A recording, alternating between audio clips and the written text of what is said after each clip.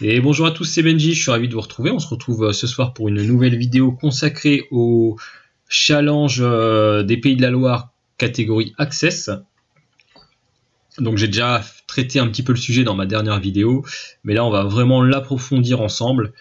Et vous allez voir que j'ai décelé pas mal de petits points critiques sur ce challenge, et je tiens tout de suite à préciser que ce sont des critiques constructives et que je remercie énormément les organisateurs de proposer ce genre de compétition qui est une super c'est vraiment une super compétition qui est très stimulante sportivement, et depuis que je l'ai découverte, eh bien, je suis à fond dedans. Je passe ma vie à regarder le classement, à compter les points de mes adversaires.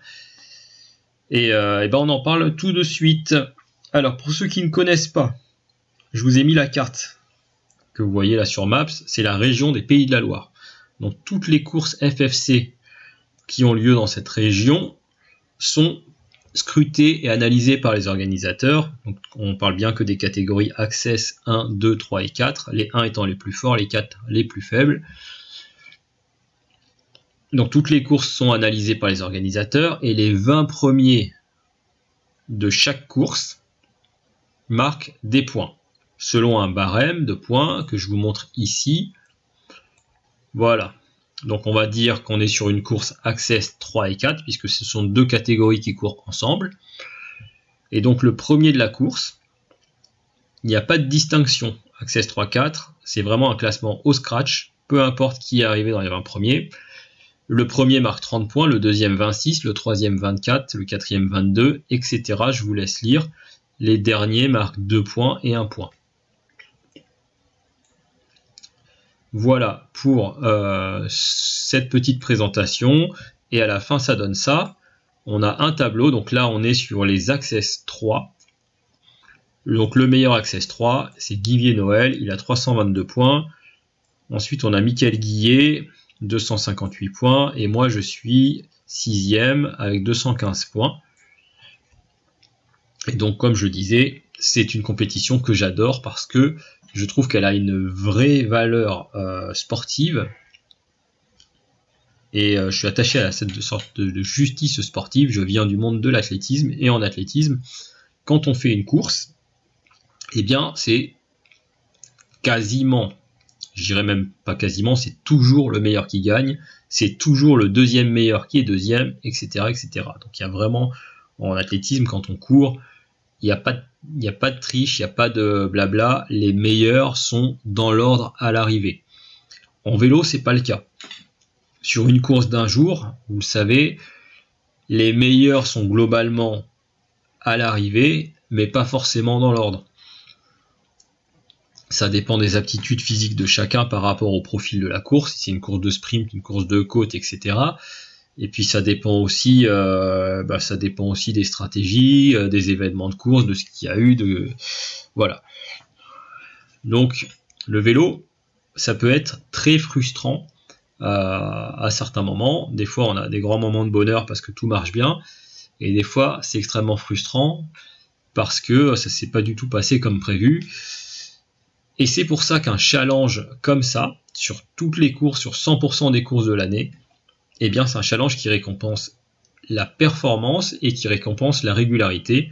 Donc c'est quelque chose qui est juste, qui a de la valeur. Et à la fin, celui qui va gagner pourra vraiment se vanter et pourra vraiment être fier d'avoir gagné parce qu'il l'aura vraiment, mais alors vraiment mérité. Et ça, en sport, c'est très important. C'est pour ça que depuis que j'ai découvert l'existence de ce challenge, eh bien, je suis très très très motivé pour le gagner ou y figurer le mieux possible. Ça va être dur de le gagner parce qu'il y en a un qui a déjà beaucoup d'avance, mais je veux y figurer le mieux possible. Et ça me ferait super plaisir d'arriver jusqu'au bout et d'être sur le podium pour la remise des récompenses en fin d'année au siège du comité régional.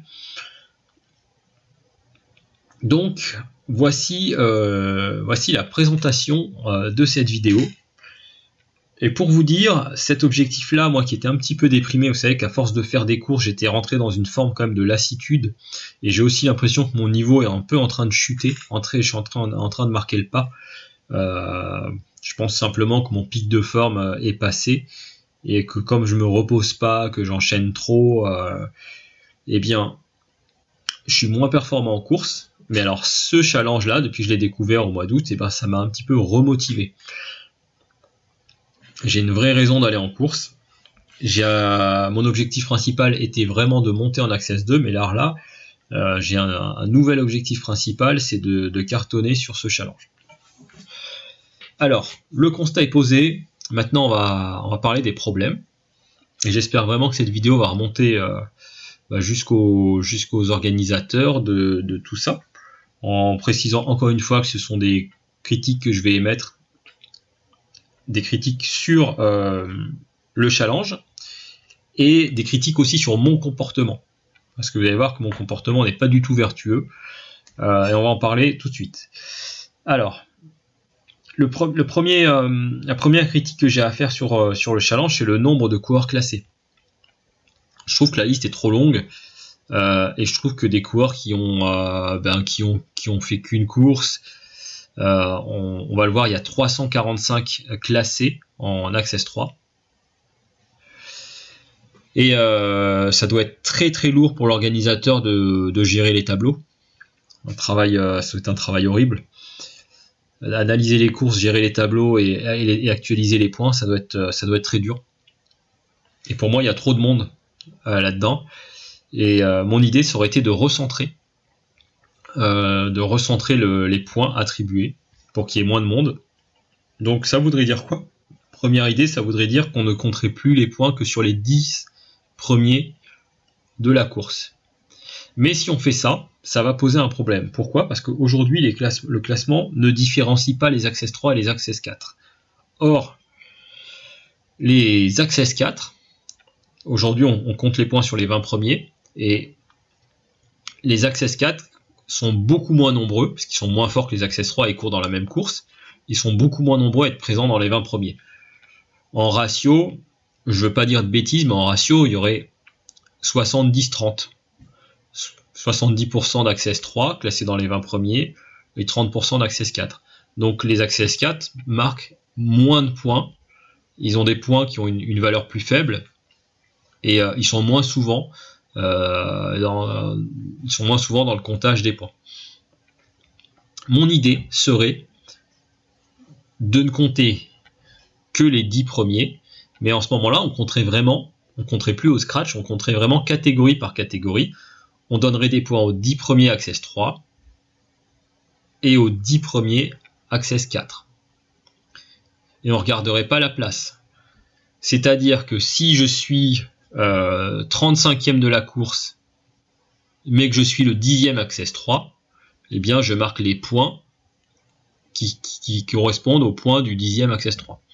Pareil, si le gars est 55e de la course et qu'il est le 3e Access 4 de la course, il marque les points destinés au 3e Access 4. Donc voilà, on récompense le top 10 Access 4 et le top 10 Access 3. Je pense qu'on aura un tableau plus court, plus dense, et avec une meilleure émulation sportive. Et également, on pourra également comparer tous les niveaux, Access 1, 2, 3, 4, eh bien, on aura vraiment une même hauteur de points. C'est-à-dire que si on regarde ce que vaut un podium, la 3e place d'un podium, ça vaut 239 points actuellement au classement, en Access 3. Et si je vais la regarder en Access 4, la 3e place, elle vaut 182. Pourquoi? Parce que les mecs en Access 4, ils sont plus souvent autour de la 15e place qu'autour de la 5e. Voilà. Bon, je pense que je me suis bien fait comprendre sur ce premier petit problème que j'ai constaté en regardant un petit peu les résultats du challenge. Tout ça, c'est parfaitement transposable entre les Access 1 et les Access 2. Vous allez voir que si vous regardez le tableau des Access 2, ils marquent beaucoup moins de points que les Access 1, qui sont toujours quasiment dans les premiers de la course, et puis il y a moins de place pour les Access 2. Allez, deuxième problème qui pour moi est le plus gros problème, c'est les montées de catégorie en cours de saison. J'ai des propositions aussi par rapport à ça, mais d'abord on va expliquer le problème. Ce challenge qui est exceptionnel est complètement dévalué sportivement par les mouvements de catégorie en cours de saison. J'ai l'exemple précis à vous montrer, c'est mon pote Benjamin Larose. Lui, c'est vraiment l'exemple type. C'est un gars qui est dans les meilleurs Access 3 de la saison et donc qui est monté en Access 2. Et alors lui, si lui il s'intéressait au challenge, si lui il avait envie de gagner, d'être sur le podium du challenge à la fin de l'année, il peut rentrer se coucher, c'est fini pour lui. Et ça, c'est complètement injuste sportivement, et c'est même injuste sportivement pour moi qui suis 6e du classement, parce que c'est une place finalement que j'ai par défaut, et qui pour moi n'a pas de valeur. Parce que normalement, Benjamin devrait être devant moi au classement. Et pourtant, il est derrière moi. Alors, qu'est-ce qui s'est passé ? Eh ben, il a marqué 197 points depuis le début de la saison, et début juin, il est monté en Access 2. Du coup, selon le règlement qui est ici, le coureur qui changerait de niveau dans la saison conserve ses points dans l'ancienne catégorie, donc Access 3, et sa place au challenge. Donc jusqu'à présent, tout va bien. Il conserve ses points, donc on va y aller. Il est là, toujours il est où Benjamin ? Il est à la 12e place ici. Il conserve ses points, donc il conserve ses dans 197 points, et il conserve sa place de 12e au challenge. Oui, tout ça c'est bien beau, sauf que maintenant qu'il est en Access 2, tous les points qu'il marque sont comptés dans le tableau des Access 2. Et donc, il ne progresse plus d'un point au challenge des Access 3, et tout le monde lui passe devant petit à petit. Alors ça, je trouve que c'est complètement couillon. Et du coup, comme je l'ai dit tout à l'heure, nos performances à nous sont dévaluées.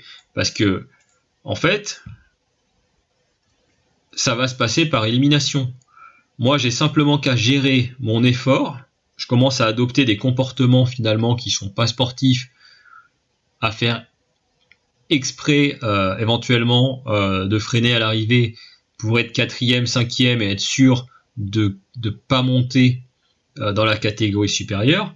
Parce qu'au final, si tout ça continue, je suis 6e, et puis peut-être que d'ici la fin de saison, je serai 1er, tout simplement parce que les autres seront montés de catégorie et ne marqueront plus de points. Donc c'est un peu stupide. Bref, on va toujours reprendre le cas de Benjamin Larose. Il a 197 points au challenge, et depuis qu'il est en Access 2, il a marqué 33 points. Ça veut dire que même dans la catégorie supérieure, il a réussi à terminer plusieurs fois dans les 20 premiers, il a marqué 33 points. Et si on additionne ces 33 points à ces 197, ça fait normalement 235, 197 plus 33, 230. Bon, je me suis trompé. Donc 230 points, ça lui ferait, s'il prenait ces points qu'il a marqués en Access 2 et qu'ils étaient ajoutés à son score, ça lui ferait 230 points. Et donc 230 points, il se classerait dans le top 5 de ce classement Access 3. Donc ma proposition, elle est simple, claire et nette. Un coureur qui a commencé le challenge Access 3 en début de saison doit absolument finir le challenge en Access 3. Peu importe s'il est monté en Access 2 au bout d'un mois. Peu importe, celui qui a commencé, il continue jusqu'à la fin.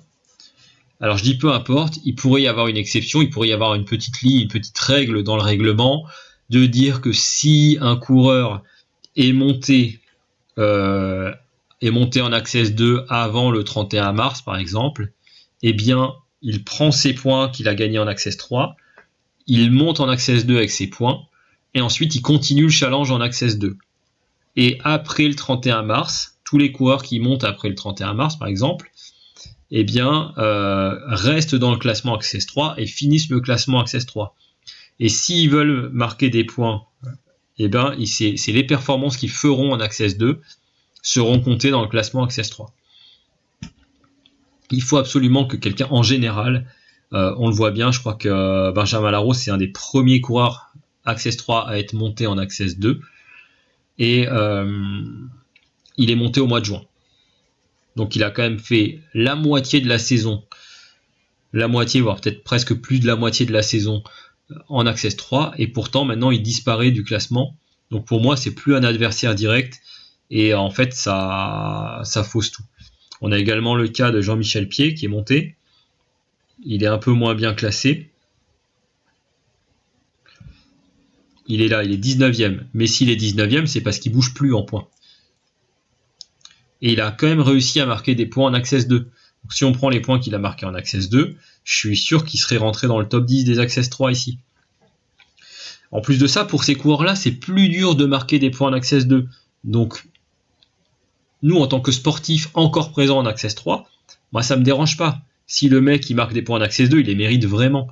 Donc ça me dérange pas qu'il soit dans le même, encore dans le même bateau que moi. Voilà, je pense que ça aussi c'est compris et c'est dit. Et maintenant, on va parler des comportements et des calculs antisportifs que ce challenge génère. Et ça, on va parler de moi surtout et de mon comportement, parce que mon comportement a complètement changé depuis que j'ai envie de performer au challenge. Et je vais vous donner des exemples très précis. Et aussi des solutions pour lutter contre mes propres mauvaises actions. Donc concrètement, on voit bien qu'un coureur qui monte de catégorie ne progresse plus dans le classement et perd toute chance de faire un podium au challenge. Sachant ça, je vais maintenant freiner des cas de fer pour ne pas monter en Access 2, parce que je préfère, ça a plus de valeur sportive pour moi d'être devant au challenge que de monter en Access 2. Et donc, vu que j'ai actuellement environ 17 points sur 25, et qu'à partir de 25 points, je monte en Access 2, eh bien, je vais devoir commencer à rentrer dans du calcul. Pourquoi ? Parce qu'il faut que je fasse les meilleures places possibles en course pour avoir le plus de points possible pour le challenge, mais pas trop pour pas monter. Donc là, on rentre dans une sorte de contradiction que, en tant qu'organisateur du challenge, si l'organisateur regarde, il faut bien qu'il la comprenne. Et ça va avec le point que j'ai proposé avant, là, de garder les coureurs qui montent dans le même classement.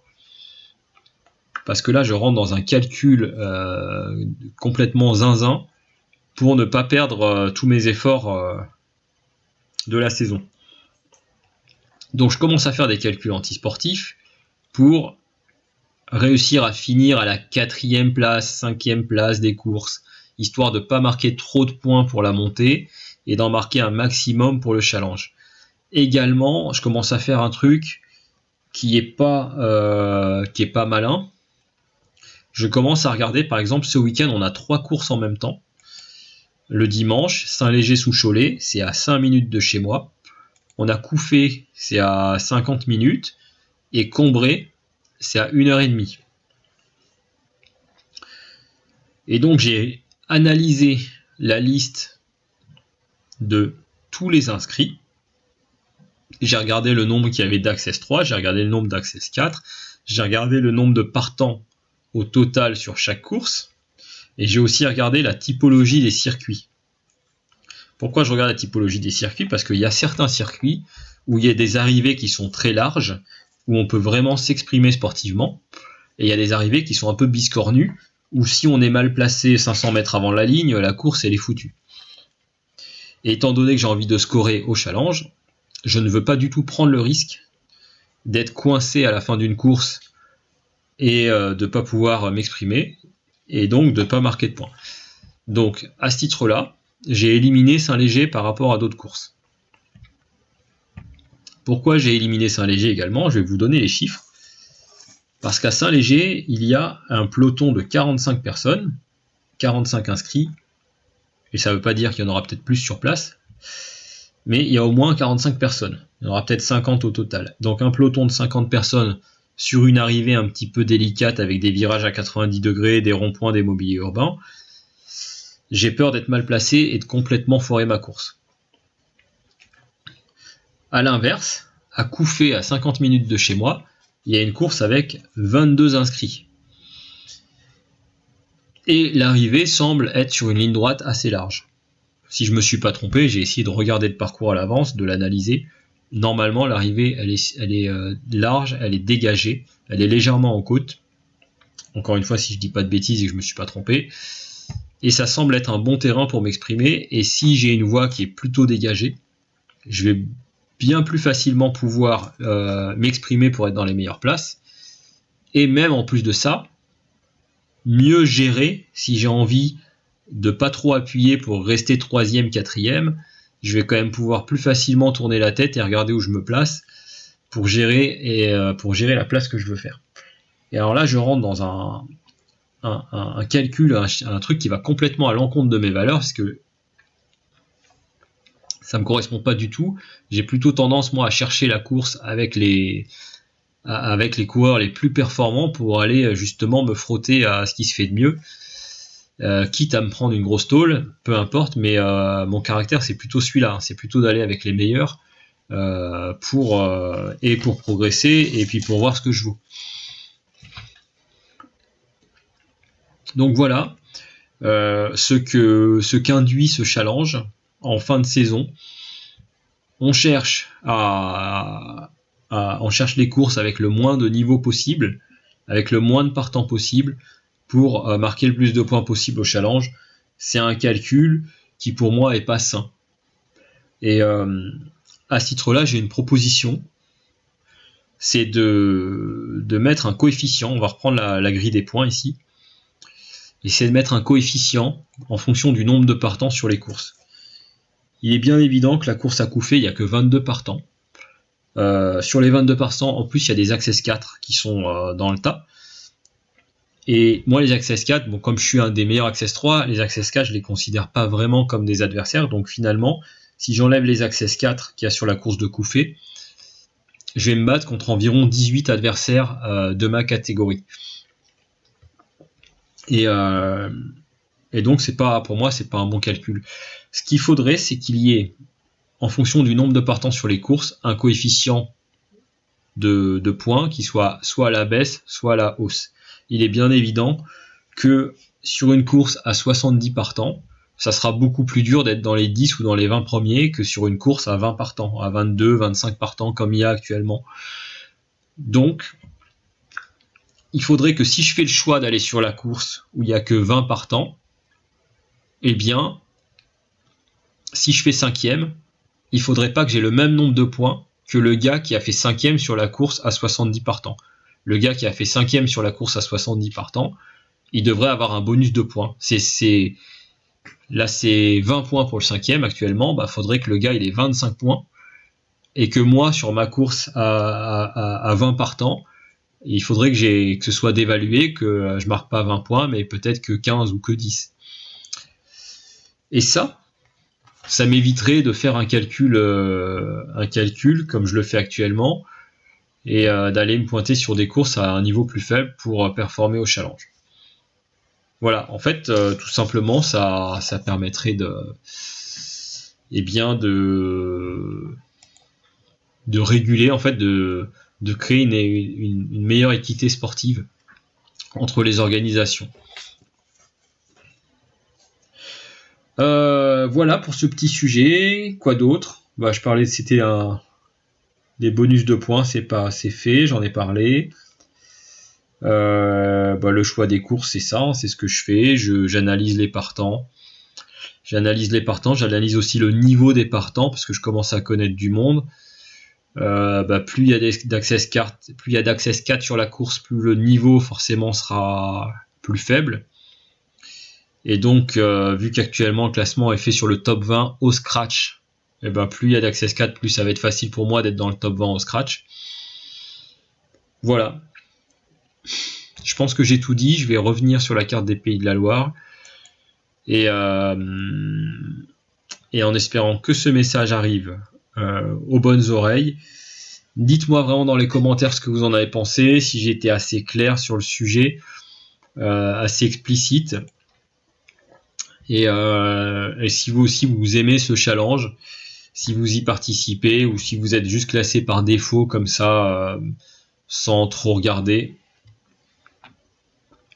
Voilà, c'était Benji, on se retrouve sur les courses et puis à bientôt. Je me suis, pour la petite info, si vous êtes arrivé jusque là dans la vidéo, je me suis commandé des lunettes avec une caméra. Ça va remplacer ma X5, ma caméra 360 qui était à l'avant de mon guidon. Je me dis que par rapport aux officiels, par rapport à la sécurité, par rapport à plein de choses, ça peut peut-être mieux passer pour filmer les courses. Voilà, et après à ce sujet, je revendrai ma caméra 360. Ou alors, je sais pas, peut-être que je la mettrai en location. Il y a peut-être des mecs qui font des cyclosportifs qui veulent aussi profiter, avoir un moyen de se filmer. Je sais pas ce que j'en ferai, parce que ça vaut quand même beaucoup d'argent tout ça. Et je peux pas me permettre de garder. Il faut aussi que je revende si je me sers pas d'un matériel. Donc on verra comment on va gérer ça. En tout cas, les lunettes vont arriver. Je n'ai toujours pas de retour de la fédération sur les autorisations que j'ai demandées. Donc à suivre, et en espérant que tout ça se débloque assez vite pour pouvoir filmer les courses. Surtout qu'il y a le challenge des Mauges à la fin de l'année qui arrive, qui va être un trio de courses avec un classement général. Donc une épreuve toujours super intéressante, et le début du cyclocross qui va arriver également. Donc ça m'embêterait vraiment de pas pouvoir filmer tout ça, et je sais que vous aussi, ça vous embête de pas pouvoir aussi revoir vos courses.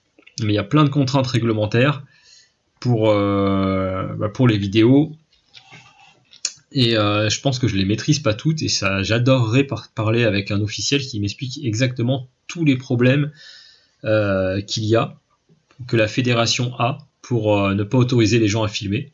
Moi, je fais des suppositions à chaque fois par rapport à ça. Je pense qu'ils ont des problèmes avec les assurances. Qu'un vélo qui a une caméra sur le vélo, en fait, ne peut pas se présenter en course parce que il y a un accessoire qui n'a rien à voir avec le vélo, et que si jamais il y a une chute, eh bien l'assurance peut dire c'est quoi ce truc ? C'était pas un vélo, et donc on rembourse pas. Et là, je pense que si un accident et que les assurances ne fonctionnent pas, je pense que la Fédé, les organisateurs sont bien dans la merde. Donc je pense qu'il y a un des problèmes comme ça.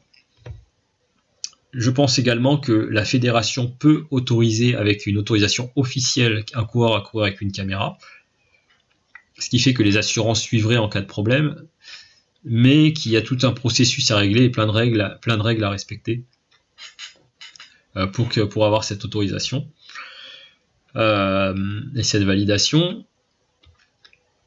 Ensuite, il y a d'autres problèmes je sais pas si c'est du droit à l'image réellement ou pas, mais je sais que quand on filme dans l'espace public, on a le droit, n'importe qui a le droit de filmer la course, même si les spectateurs sur le côté. Mais ensuite, ça marche si les images restent privées. On a le droit de filmer la course pour la regarder chez soi, sur son ordinateur. Maintenant, est-ce qu'on a le droit de filmer une course, même si on filme sur le côté de la route, est-ce qu'on a le droit de filmer et de la diffuser sur des plateformes ? Ça, je sais pas. Je crois qu'un organisateur m'avait expliqué que les vidéos étaient la propriété de l'organisateur de la course. Voilà. Donc il y a plein de choses que je maîtrise pas. Je suppose que s'ils interdisent de filmer, c'est pas forcément pour nous faire chier.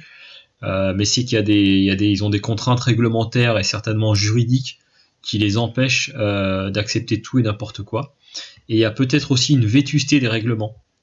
Peut-être des règlements qui datent d'un certain temps, à l'époque où les caméras étaient trop grosses, où il fallait les manipuler pendant la course, parce que c'est vrai que quand on filme, c'est très dangereux de toucher à sa caméra, de toucher à son compteur ou à autre chose que son guidon et être déconcentré. Il suffit d'une fraction de seconde en course pour avoir un problème. Donc aujourd'hui, la caméra qu'on a, enfin en tout cas moi, celle que j'ai, je l'allume avant le départ, et j'y touche plus jusqu'à la fin. Mais peut-être que les règlements datent d'un autre temps où c'était moins facile. Bref, voilà. En tout cas, mon souhait, ça serait de pouvoir parler avec un officiel qui maîtrise le sujet de A à Z et qui explique vraiment pourquoi on peut pas filmer, puisque maintenant, ça va être dur de lutter contre le progrès, ça va être dur de lutter contre la technologie. Les systèmes se miniaturisent, les gens adorent ça, on adore tout filmer et tout revivre après les événements. Et bah, ça va être dur de lutter contre le progrès. Donc j'espère que la fédération se structure et travaille d'arrache-pied sur le sujet. Parce que maintenant ça va vite. On a des gars qui arrivent à mettre des caméras à l'arrière du vélo, à l'avant. Maintenant je vais avoir des caméras sur mes lunettes. Donc ça va être...